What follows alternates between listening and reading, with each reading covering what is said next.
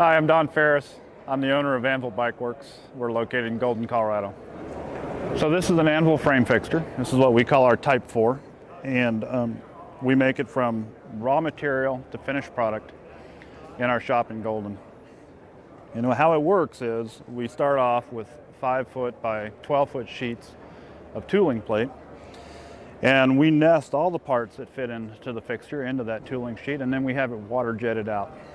And once it's water jetted out, we'll pick it up from the water jetters, and then we bring it into our shop and we start milling and all the finished profiles and the features into the individual parts. Almost everything in the fixture is made in-house, from handles, linear rails, standoffs, all the lathe work, all the mill work. The only things we don't really make in shop is pneumatic fittings, hoses, odds and ends like that, and some of the fasteners. But otherwise, it's a perfect complement to the handmade bicycle because it's handmade tooling. And for this particular tool, we do go through sawing operations, which we'll call preparatory operations, and then we go into individual operations, Op 1, Op 2, Op 3, Op 4, on each individual part, just like any manufacturer or machine shop would. And then once everything is done, and we make them in batches, so we don't make one piece at a time, we make 60 of these at a time. And then once they're done, then we take all the finished parts, make sure they're clean and washed, and we send them out to get them mil-spec hard anodized. Once they're hard anodized and they come back to us, we do any secondary engraving, any other things that we need to do prior to final assembly.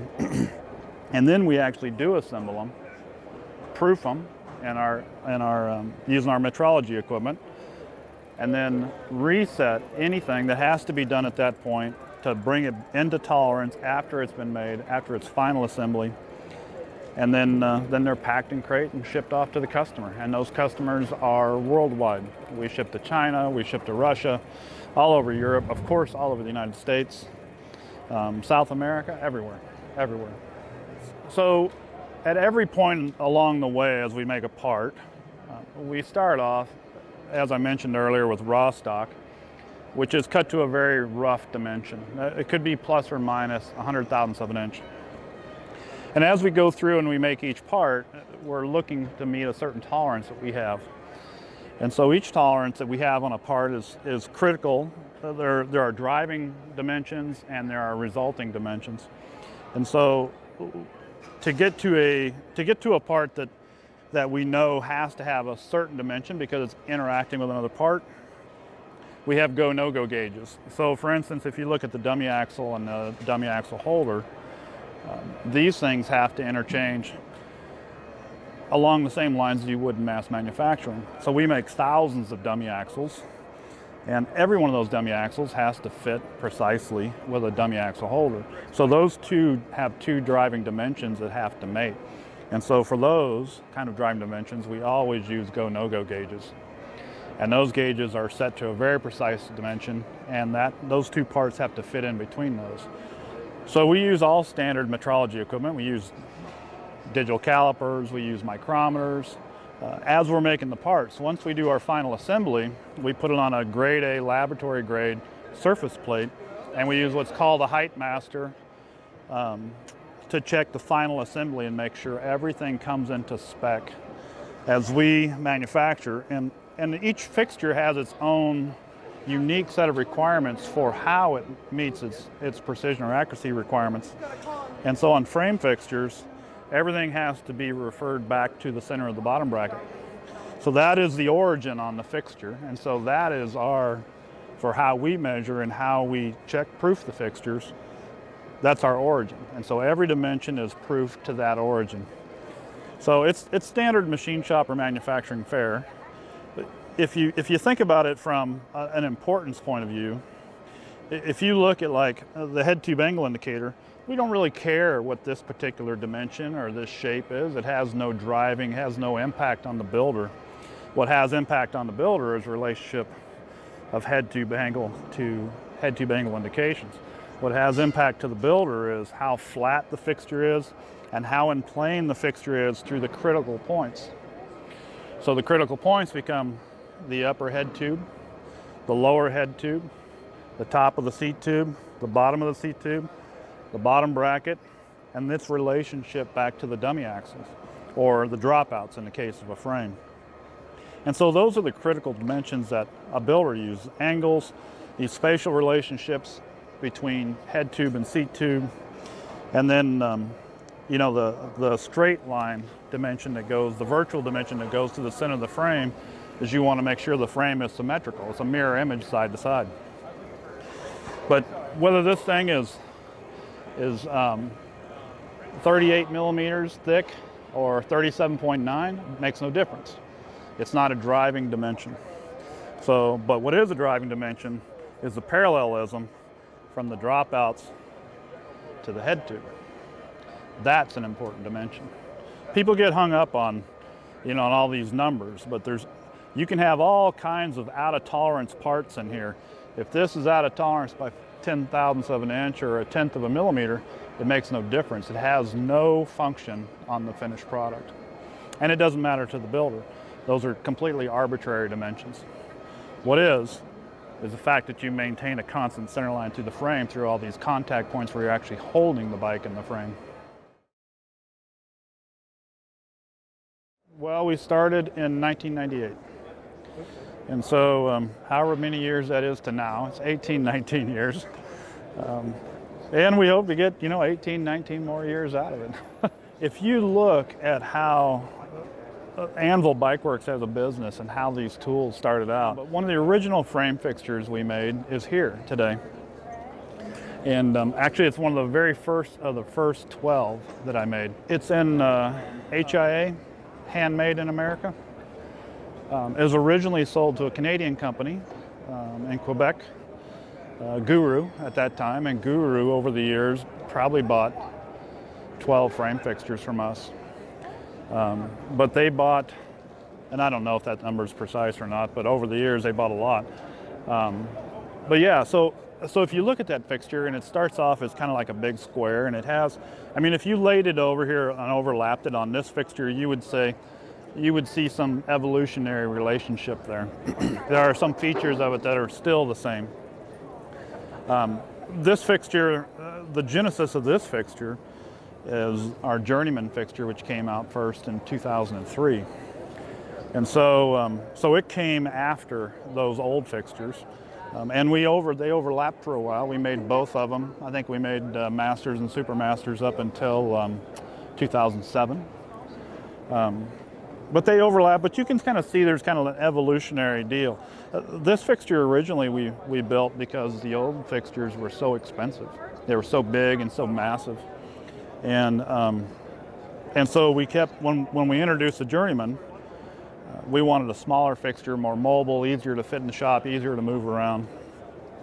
And it kind of took off. And so the evolution with the Journeyman was it was soon selling at twice the pace, every 2 to 1 to a Master. We would sell every Master we'd sell 2, and then it went to 4, and then it went to why are we even making these Masters anymore?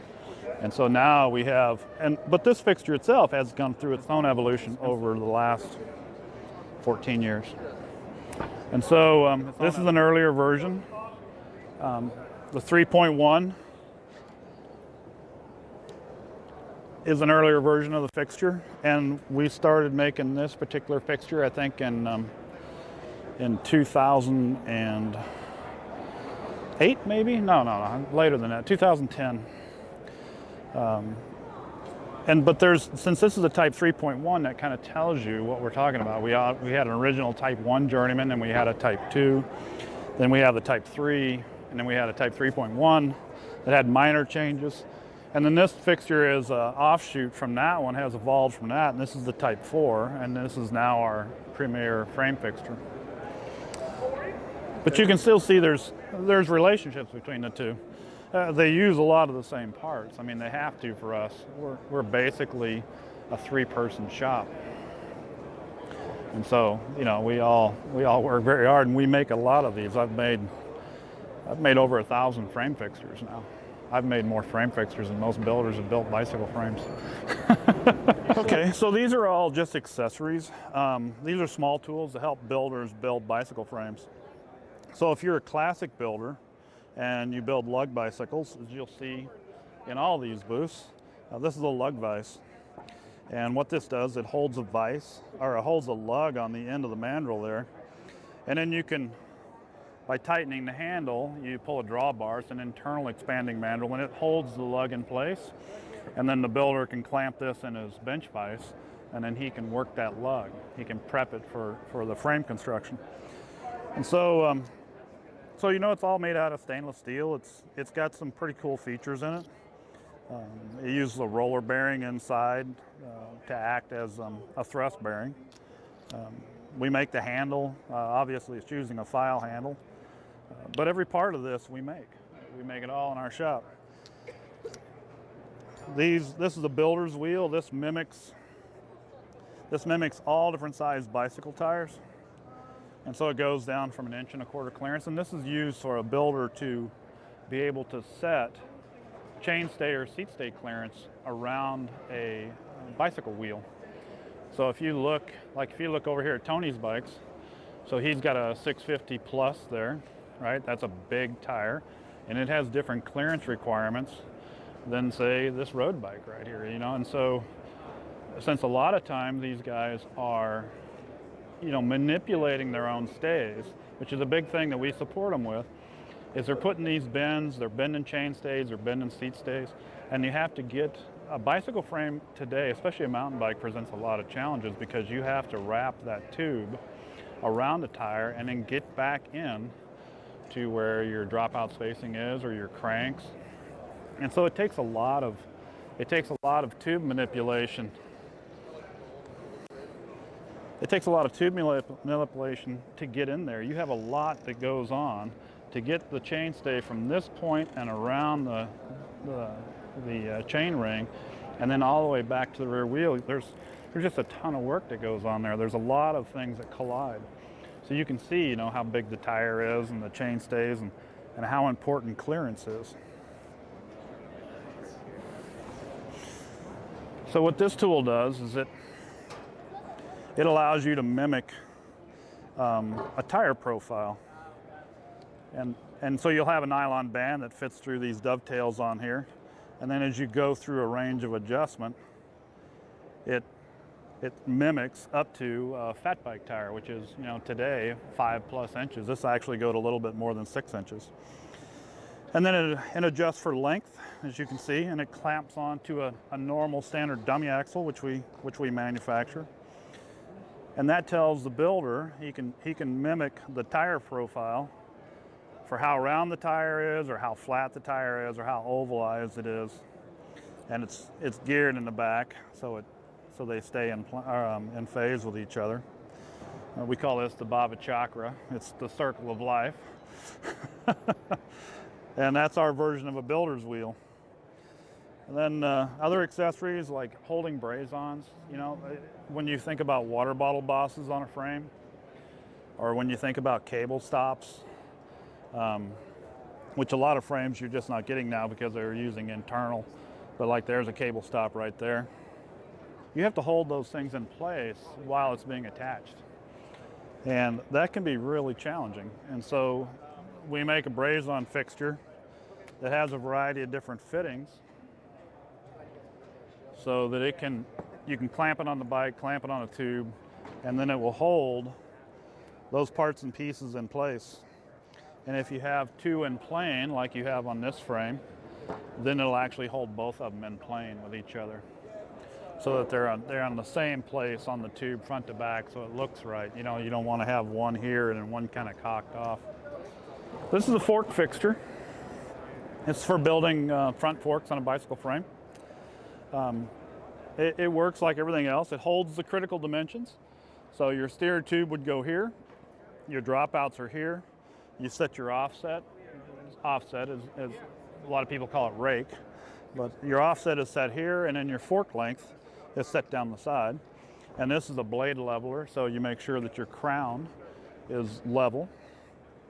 And so yeah, you stick your steer tube in there, your fork crown, your fork blades. You level them out. Your dropouts are down here. You set your offset, and now everything's in the right spatial relationship. You have those right geometric relations from one piece to the next. So the tube benders are for manipulating stays, like we talked about earlier. so seat stays and round chain stays. And it allows you to get the S bends or the single bends in some cases that you need to actually get around the tire, swoop back down, stay out of the way of the rider's heels, and then come back into the dropouts. Okay, so this is a fairly typical seat stay. And this one happens to be a Columbus Biconico. So it has a small end at the dropout. It's very fat in the middle, 19 millimeters, and then it drops down to 14 at the other end. And so that presents some challenges for a guy to be bending tubes.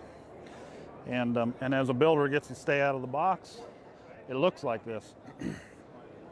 And so what he needs to do is put a bend in it. And so when you put a bend, that might be its first bend. Now this isn't like bending brass or copper. This stuff might have, the materials of this steel might be so high as to be stronger than a grade 8 bolt. So this particular stuff that Columbus makes, if I remember correctly, is around 120, 140 KSI. So it's very high tensile and it's very thin. And so he needs to make a bend. So he's got his first bend in, and then he wants to do a reverse bend if he's doing an S bend.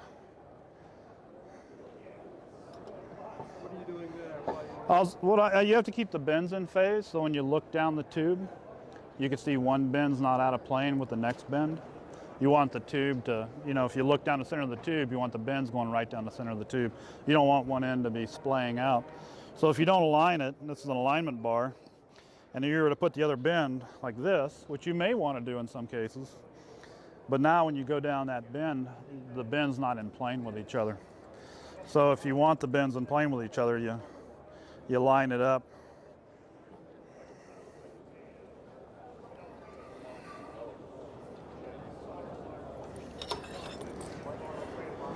Now you got a really nice little S-bend seat stay. Excellent. Yeah, so I mean that would look really nice on a road bike. You can go up to something and say, hey. And then also, if you look underneath. Now I have an S-bend stay for a road bike. So it's that easy, and these are the kind of things that you do so that we make and build for builders, so they can be more efficient on the job. They know how to approach the problem. They know how to get a solution they can repeat. And they don't spend a lot of time wasting materials or running product. They don't want to be running tubes. And so, tube builders are one of our best sellers, because frame builders, that's one way they differentiate each from one another is, how their frames appear. And as we referred to earlier, to be able to you have so much going on now, especially around a modern mountain bike, you have so much going on around, say, the tire and the chain stays and the chain ring and all these types of issues that there's a lot of tube manipulation that goes to make it all happen and work together. If you're looking at mass production bikes, it's a totally different deal. They engineer it's done in SolidWorks and they stamp it out or they lay it up and it's done. For a guy making a handmade bike, they have to take a generic stock product, whether it be from Columbus or Dedichai or whoever, and then they have to manipulate that and make it what they want it to be. And that's a whole different amount of artistry and craftsmanship. It's really easy to, if you have a big, huge budget and having molds made up and you're making 10,000 or 100,000 or 1,000,000 of something is way different than making one unique product. And there's no correlation between the time spent. And so any way you can help a builder achieve his goal or his vision more efficiently or faster is ultimately going to help that builder. And that's basically where we're enablers. They have something they need to do, and we make a product to help them do it.